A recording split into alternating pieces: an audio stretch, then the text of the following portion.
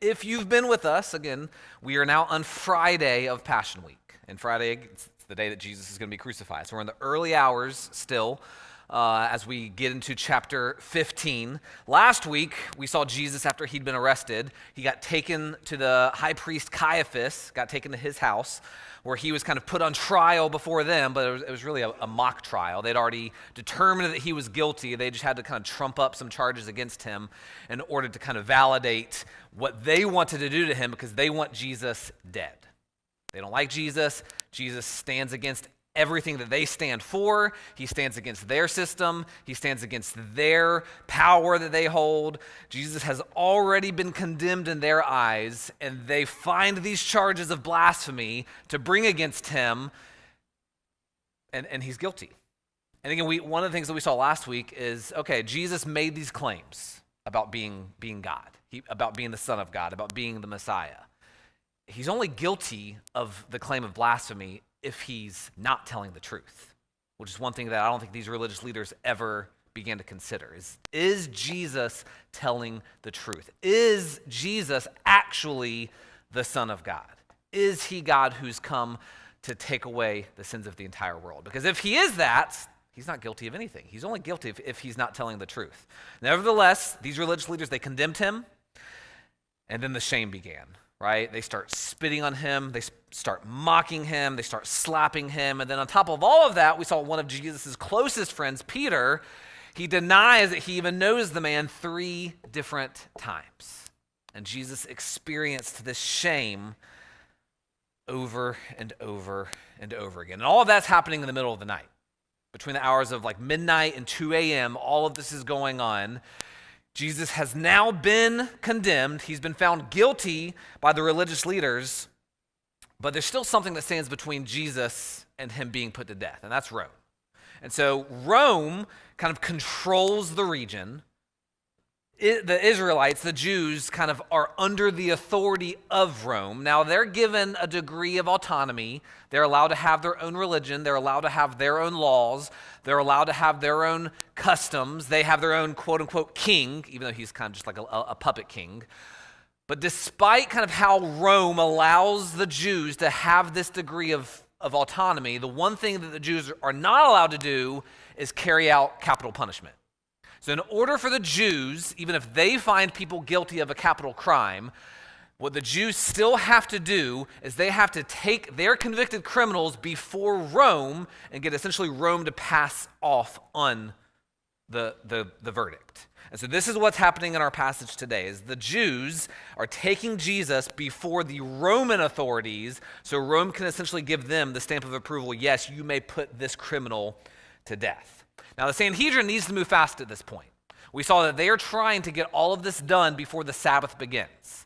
They want Jesus dead as quick as possible because they're worried that if enough time goes by, people will start catching on, oh, wait, maybe we shouldn't put this Jesus guy to death, or maybe we'll have second thoughts about this. And so they're like, all right, we've got the momentum on our side right now, so let's move fast and let's put Jesus to death. And so again, Sabbath begins at sundown.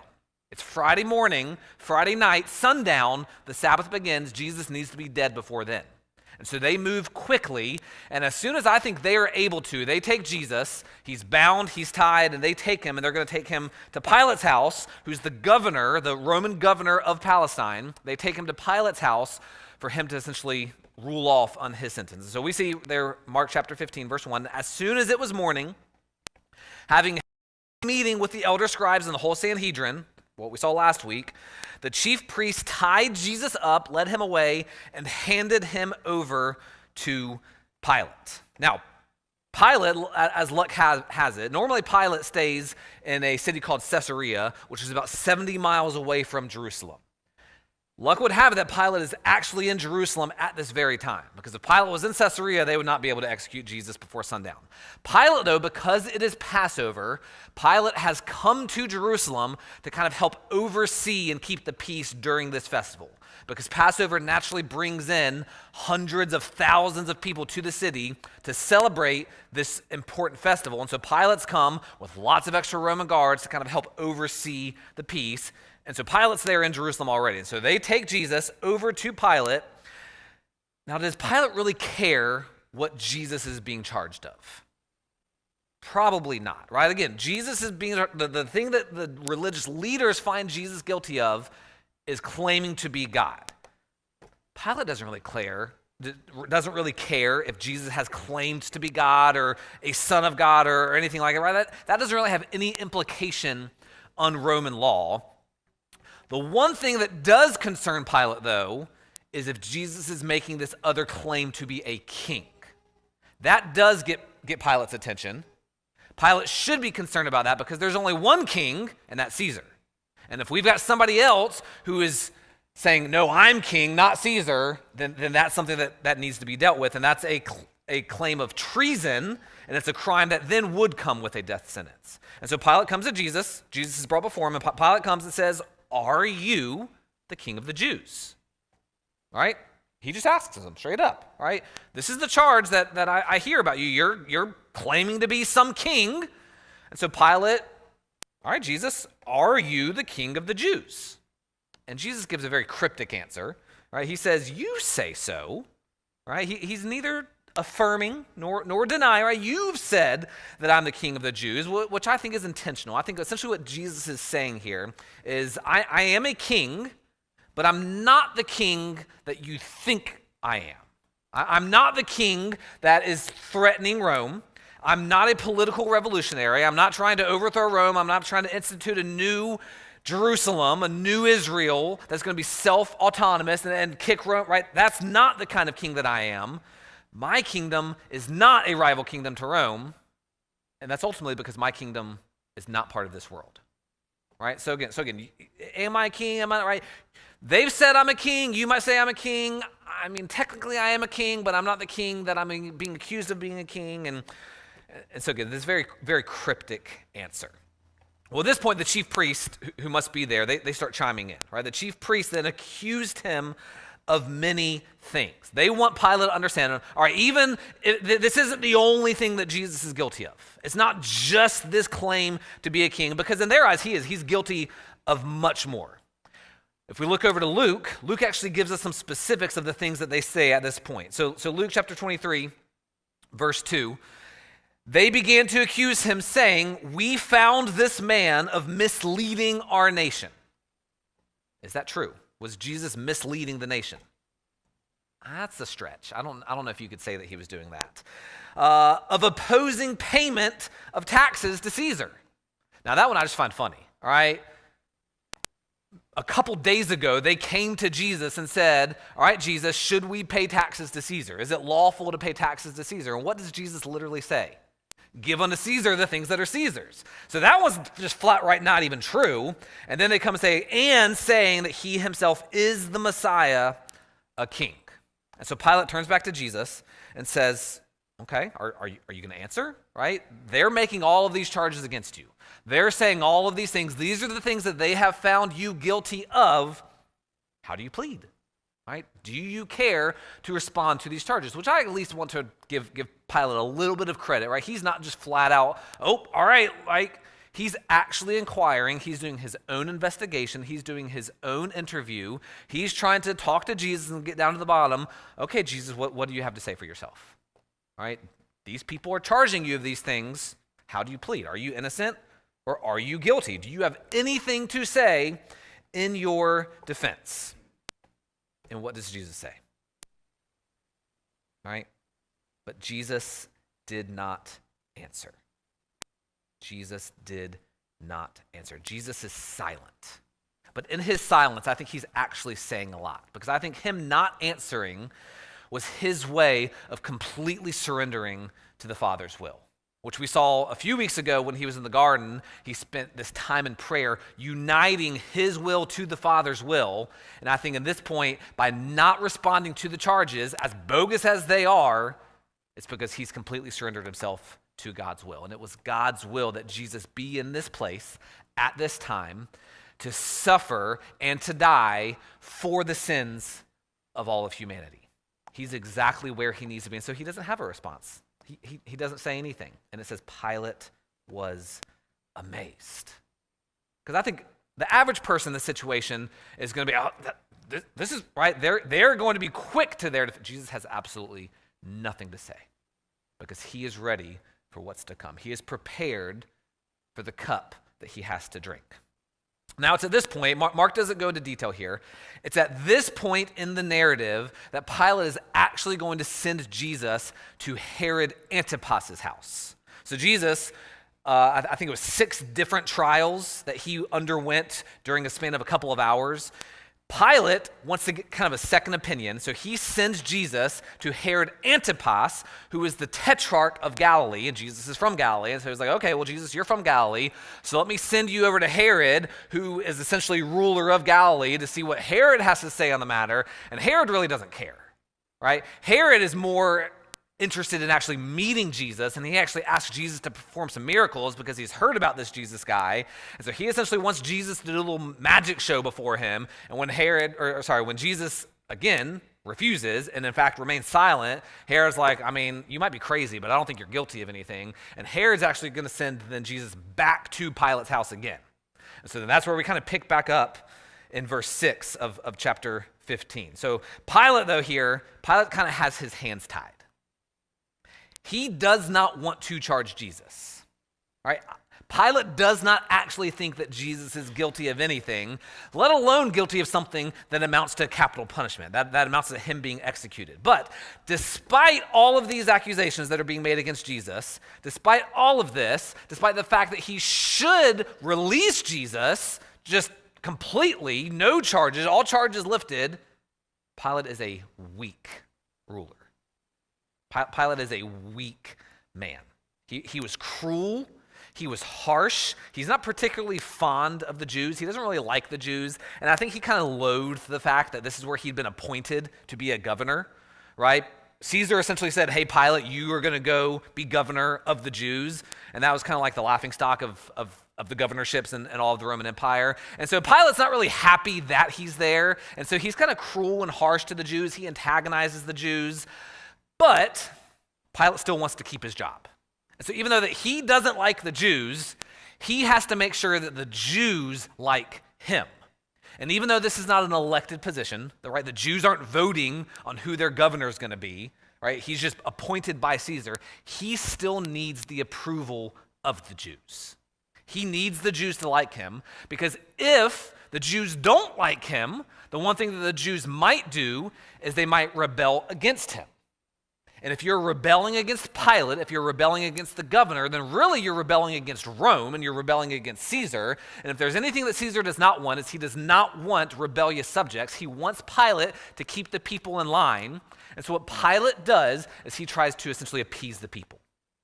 And we see in verse 6, Pilate kind of had this custom of getting the people to like him by essentially pardoning a person of their choice. Doesn't matter who it is, doesn't matter what they did. Once a year during the Passover festival, you bring me a name and I'm going to pardon this person and release him back to you. And again, regardless of the crimes that they've been accused of. So again, verse 6, at the festival, Pilate used to release for the people a prisoner whom they requested. Just this gesture of goodwill to the people to try to gain the support of the people, to try to gain the approval of the people. This is what Pilate had come under the custom of doing. And there are many people that he could have released. And you got kind of 2 different kinds of criminals. You've got people who have broken Jewish law, like Jesus, right? And then you've got people who have broken Roman law. There are 2 different kinds of laws. What Pilate then tries to do is use this to his advantage. He kind of tries to have his cake and eat it too, right? All right, let's say I find this Jesus guy guilty. All right, I declare him guilty. That makes you happy. You want a guilty verdict. Well, then what if after I declare him guilty, I then just release him back to you, right? Because he's not really guilty of anything. I don't really think he's worth deserving of the death penalty. And so I'll give you your guilty verdict. He's going to have to live with that for the rest of his life, but then I'll release him. And so Pilate kind of thinks he's got things worked out where he's, okay, yeah, my conscience is going to be clear. I'm going to make you happy. It's a win-win. Let's do this. Well, Mark tells us, verse 7, there was one named Barabbas who was in prison with rebels who had committed murder during the rebellion. So this guy Barabbas, he's essentially a freedom fighter. He's a revolutionary. He tried to lead a revolt to overthrow Rome. And so he was guilty of one of the most heinous Roman laws. He was guilty of treason. And in the process of trying to overthrow Rome, him and his buddies, they actually murdered a bunch of people. It's pretty bad. Which again, so you're not only breaking Roman law by committing treason against Rome, you've now also broken Jewish law, because one of the Jewish laws that you should follow is thou shalt not murder. And so this guy is a criminal. He is a criminal. He deserves to be locked up. Well, the crowd comes up to Pilate. Verse 8, the crowd came up and began to ask Pilate for them to do as was his custom. And Pilate said, okay, right, do you want me to release Jesus? Because Pilate knows. Pilate knows it was because of envy that the chief priests had handed him over. Again, he knows Jesus is not guilty of anything. The only thing that Jesus is guilty of is getting on the bad side of some people in authority. And they've now taken a personal vendetta out against Jesus to have him killed because they don't like him, because they're jealous of him, because more people like Jesus than like them. Pilate knows this. But there are some chief priests in the crowd when Pilate tries to suggest, what if I release Jesus to you? There are some chief priests in the crowd, verse 11, who stirred up the crowd. Right? I just imagine there's a couple chief priests who they've kind of strategically spaced themselves out among the crowd, and a few of them start kind of chanting, Barabbas, Barabbas, Barabbas, and then kind of this herd mentality kind of takes on, and before you know it, everybody in the crowd, they've completely forgotten that Jesus was even an option, that Jesus was even a suggestion, and they all of a sudden, they're starting, Barabbas, Barabbas, Barabbas. They're yelling for Barabbas to be released. And I think a lot of these people don't even really know the full ramifications of what they're doing. They just happen to be near Pilate's house on this one day, walking by, and they see that there's a crowd, and they stop, and they don't even recognize that they are sentencing Jesus to death. And these are a lot of the same people who a few days prior, if you go back to Sunday, the Sunday before, when Jesus had his triumphal entry, I know it seems like months since we've actually studied that passage, even though our actual Palm Sunday is next week, just a few days before, they were asking Jesus to save them. Hosanna, save us, Jesus, be our king. They go from declaring Jesus as their king to demanding that Pilate release an actual murderer. An actual murderer. And so, again, Pilate, though, he does what the people want, right? He does what the people want. All right, okay, I'll release Barabbas to you, right? Again, this is my habit. This is my custom. You make a request. I'm going to release somebody, whoever you want. Well, they've now said Barabbas. So all right, I'll release Barabbas to you. Verse 12, then what do you want me to do with Jesus? What do you want me to do with the one you call the King of the Jews? Again, Pilate does not think Jesus is guilty of anything. So what am I supposed to do with this man? You've brought him to me. He's got these charges. I don't think he's done anything wrong. When somebody else from the crowd then strategically placed, crucify him! Which I think kind of catches Pilate off guard for just a second, right? Like, what? Crucify him? Right? He's not done anything wrong. Verse 14, why? What has he done wrong? But they shouted all the more, crucify him! Right? And then again, the herd mentality, it takes on again.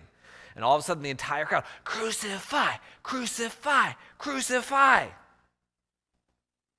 Again, people don't even know, I don't think they know what they are doing. They've been manipulated by these religious leaders, and they're sentencing Jesus to death. And Pilate is the only one. Pilate does not have to crucify Jesus. He does not. He is the governor. He is the authority. He gets to decide. He is the only one with the authority not to condemn Jesus. But Pilate, I think he's just done at this point. He's done. And his desire to be liked by the people, to please the crowd, it overrides his desire for justice. It overrides his desire for an innocent man to go free. And his kind of fear of man takes over. He wants to satisfy the crowds so much. He wants to be liked. He's going to hand Jesus over to be crucified. Right? I can tell you right now, okay? If your goal is to be liked by everyone, which is I think what Pilate's goal was to be. If your goal is to be liked, especially as a Christian, as a faithful Christian, if your goal is to be liked, it's not going to happen. You can't be a faithful Christian and be liked by everybody. And one of the things that Pilate is guilty of here is being a slave to people, seeking the approval of people. And Scripture even tells us seeking the approval of people is slavery. Proverbs tells us the fear of man is a snare. Fear of man. This is what Pilate has. Pilate's in a snare. He's trapped, and he so desires to be liked that he's willing to compromise what he knows to be right. And so don't be like Pilate, all right? Don't be a people pleaser. Don't seek don't have this fear of man. Seek to please God. And please God. And that might mean that you're not always liked at times. Might mean that you're not always liked. And so Matthew tells us, Pilate tries to kind of wash his hands of this, right? He kind of says, his blood's going to be on your hands, right? You take him and crucify him, right? You do it. I don't want anything of it. But the reality is that Pilate, he declared an innocent man guilty. And, again, think about kind of what transpired, how we got here. In declaring Jesus guilty, he also declared a guilty man, Barabbas, innocent. Jesus is going to be treated like a criminal, and Barabbas walked free. And we looked at this a little bit last week. This substitution takes place. Jesus is going to die in the place of Barabbas. Barabbas is the one who deserved to be on the cross. Barabbas is the one who deserved to die a sinner's death. Jesus didn't do anything. He didn't do any of the things that he was accused of doing. He didn't do anything wrong, and yet he is going to be the one that dies a criminal's death. But he didn't just die for Barabbas' crimes. He didn't just die for Barabbas' sins. Jesus died for the sins of everybody. When he goes to the cross, when we're going to look at that next week, when Jesus goes to the cross, he is going to take upon himself the sins of all mankind, of all humanity. He died in our place. He died in our place. And so Barabbas is released. Barabbas is released to the people, wanting to satisfy the crowds. Verse 15, Pilate released Barabbas to them. And after having Jesus flogged, he handed him over to be crucified. Now, I don't want to miss this part right here. I don't want us to miss what happens. It's very easy to just kind of gloss over this verse. After having Jesus flogged. Now, flogging is not just he got slapped a couple times and beat a couple times. And flogging was a pretty intense, brutal form of torture. And flogging had its intentions. So Rome kind of was in the habit of flogging its prisoners, especially those who had been sentenced to death by crucifixion. They were in the habit of flogging their prisoners because an average crucifixion could take 2 to 3 days. If you were crucified completely healthy, it would take 2 to 3 days for you to succumb to your death, for you to actually die. Well, Rome's kind of lazy. And the Roman soldiers don't want to have to stand out there and oversee this execution for 2 to 3 days. And so what they did to kind of speed up the death is they started flogging their prisoners. They started flogging the people sentenced to die to essentially expedite the death. So they would turn what would take 2 to 3 days into 2 to 3 hours because of what actually takes place during a flogging. So during a flogging, the prisoners would be stripped and they would be bound typically to some sort of wall or post or something like that. They're essentially put in a position where they are completely defenseless. Completely defenseless. And the Roman soldier would take a whip. All right, we often kind of refer to it as like a cat of nine tails. And the reason it's called that is because this whip, it had all these different strands of leather that are coming off the end of it, and incorporated into each strand of leather were pieces of bone and pieces of metal and pieces of glass, really anything that was sharp. And what these Roman soldiers would do to this defenseless prisoner is they would take that whip and they would whip them over and over and over again. And every single time that person was struck by the whip, what would happen to those strands of leather?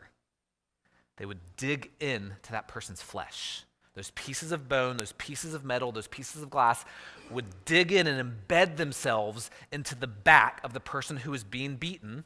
And then every single time they pull back again to do another thing, what's going to happen? They're going to rip out pieces of that person's flesh. And it happens over and over and over again. And for Rome, there is no stopping point, right? Within Jewish law, when people were flogged, when people were beaten, it was less extreme than this kind of beating. But within Jewish law, they were supposed to stop after 39.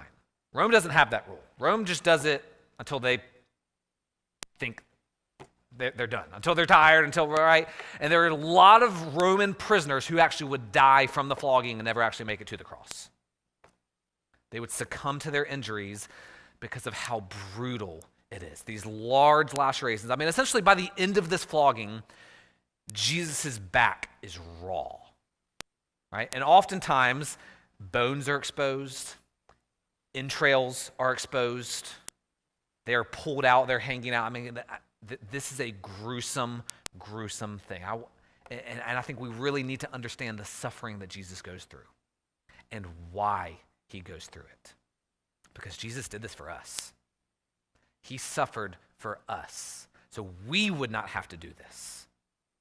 And if that weren't enough, after Jesus gets flogged, before he's actually then taken to be crucified, he's handed over to the Roman soldiers, and the soldiers, verse 16, the soldiers led him away into the palace, really probably dragged him away, right? Jesus is having a hard time walking right now. They drag him away, and they call the entire company of soldiers together. About 600 soldiers would make up a company. So they bring all of the soldiers together, and they like, hey, get one of this guy. He thought he was king. Right? This guy, we're about to go crucify him. We just flogged him. We're about to go crucify him because he called himself a king. And so what do? They have a little fun with Jesus. And so it says, verse 17, they dressed him in a purple robe. Purple kind of symbolizes royalty. It was the color that kings wore. And it probably wasn't a real purple robe. It was probably like a faded soldier's uniform that they kind of put over him. They dressed him in a purple robe. They twisted together a crown of thorns and put it on him. And these aren't just like rose thorns. I mean, the thorns that we're talking about are probably a couple inches long. And when it says they push it, right, they're not just like setting on his head. They're pushing it down onto his head, puncturing his head. He's still experiencing torture at this point. And they put it on him. Verse 18, they began to salute him. They're mocking him now. Hail, King of the Jews, right? Just like they would yell, Hail, Caesar. They're mocking Jesus as if he were a king. And then they take a stick, they take a fake scepter that kings would hold. They take this and they start beating him with it. Getting down on their knees, paying homage to him. Bowing down to him as if he were a king. Again, all in mockery. All in mockery. And after they had mocked him, they stripped him of the purple robe and put his clothes back on him, and then they led him out to crucify him. And so what I think is extraordinary in these verses, all right, again, I want us to understand what Jesus went through. Because as important as the cross is, I think this is equally important, to understand what Jesus went through, the suffering that took place so that we do not have to suffer. Because Jesus did this, we do not have to do this. Because Jesus is going to die, we do not have to die for our sins. And what's to me extraordinary, especially in these verses where the soldiers are mocking Jesus, is that while they think they're mocking him, which they are mocking him, I don't think they fully realize what they are doing. All right, they think they're humiliating Jesus, which they are. But one thing that they are doing is they are fulfilling part of God's redemptive plan. All right, I want us to focus in on that crown of thorns for a second. All right, this is not the first time thorns have appeared in the Bible. In fact, we have to go all the way back to the first couple pages of the Bible to see the first time that thorns actually appear in the Bible. All right, so look back at Genesis with me, Genesis chapter 3. So after Adam and Eve sin, God comes to them and he gives them these curses. Because you sinned, here is a consequence. And so Adam receives some specific curses, Eve receives some specific curses, and then God kind of curses the earth, kind of curses the ground. So verse 17, he said to man, because you listened to your wife and ate from the tree about which I commanded you, do not eat from it. The ground is cursed because of you. You will eat from it by means of painful labor all the days of your life. In verse 18, it will produce thorns and thistles for you, and you will eat the plants of the field. And so within Jewish culture, thorns came to represent this symbol of the curse of sin. Just like the ground is now going to be difficult to work, right? You will eat from it by means of painful labor all the days of your life. It will produce thorns. Thorns are going to get in the way of producing a bountiful harvest. It's going to make the work difficult. Thorns represented a curse. And when the soldiers took those thorns and twisted them together and pressed it down into Jesus' head, they did not realize that in doing so, in humiliating him and in mocking him and all of his false claims of being a king, they were unknowingly presenting to us this picture of the gospel. Because what they were doing is they were placing upon Jesus' head the curse that was meant for us, the curse for our sin. The curse that we deserved now rests upon Jesus. And that's the reality of what Jesus did. It's the curse that we deserved. Jesus took on that himself. It was meant for it. He didn't deserve it, but he wore it anyway. And that's not the only curse that Jesus bore, right? He bore every curse. Jesus is completely alone at this point. His friends have abandoned him. His people have handed him over to be crucified. He's alone. He's humiliated. He's naked. He's been beaten nearly to death. He's endured ridicule. He's endured shame. And he's endured pain at the hands of sinners, the people that he came to save. The very people that he came to save are the ones who are doing this to him. And that is good news for us, though. Right? Because when it comes to Jesus, Jesus is not just some foreign, distant God to us. He's not just some God who sits on his throne and leaves us to our own devices. We don't worship a distant and remote God. We worship a God who entered into this life, who knows what it's like to suffer and be treated unjustly, who identifies with us in our deepest hurts. He's been there. Whatever you are going through, whatever hurt you are feeling, you are not alone. Jesus has experienced that too. Whenever you feel humiliated, you are not alone. Jesus has been there too. Whenever you feel ashamed, you are not alone. Whenever you feel injustice, which we experience all the time, it's not fair, you are not alone. And whenever you suffer, you are not alone, because Jesus went through all of these things too. Jesus went through everything that we go through. He can sympathize with us. He's been where we are. And so at the deepest levels of your hurt and your pain, when you don't know where else to go because nobody else can understand what you are going through, go to Jesus. Jesus gets it. He's been there. He knows what you're going through because he went through it too. Because Jesus was abandoned, because Jesus was hurt, because Jesus was humiliated, because Jesus experienced this injustice. And because Jesus goes to the cross, he is going to cover all of our sins. Everything that you have ever done that you deserve death for, that you deserve the consequence of death for, because you've sinned against a holy and perfect God, Jesus died for you so that you don't have to. And so we need to go to Jesus. We need to go to Jesus because he alone has done what is necessary to save us. We are alive because Jesus died. He died in our place. And I believe the only reason we are even able to wake up in the mornings and put clothes on and walk outside of our houses is because of the grace that Jesus extends to us. We have hope in Jesus. Hope in Jesus because of everything that he did for us. And we can go to him. And he wants us to go to him. He wants us. That's why he suffered. That's why he went through this. Is so that we could have a relationship with him. Let's pray.